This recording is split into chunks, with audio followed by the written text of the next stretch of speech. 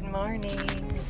Something I wanted to hop on here and talk about today is the science of belief and the words we say to ourselves and the beliefs that we hold in our mind and in our life really have a huge impact on how we see the people in our life, see ourselves, and see our circumstances in our world.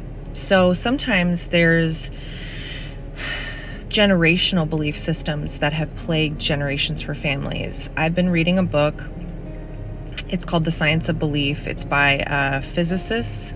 He's an aerospace engineer of some kind, and then he had a minor in physics.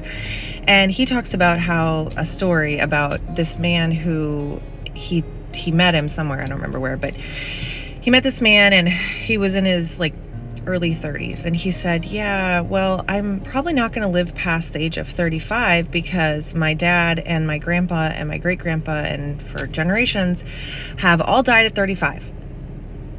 So he assumed that he would die at 35.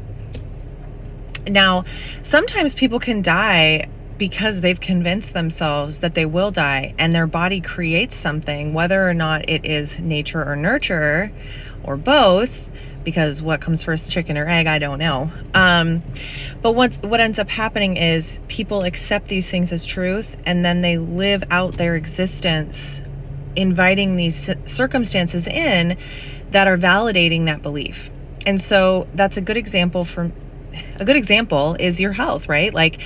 I don't know if I completely believe that you can believe yourself into death, but I think if it's also generational and it's something that's in your genetics, I think it can be easy. The thing I liked about this story was that the author said that this particular gentleman, after speaking with this physicist, said, okay, well, instead of you doing this, why don't you try something different? Change your belief system, change some things about your health. And this guy lived to be, he's still alive. So that just gets me to my point of generational curses are real, and generational curses having to do with not just emotional generational curses, but also health generational curses are real. And we can break those.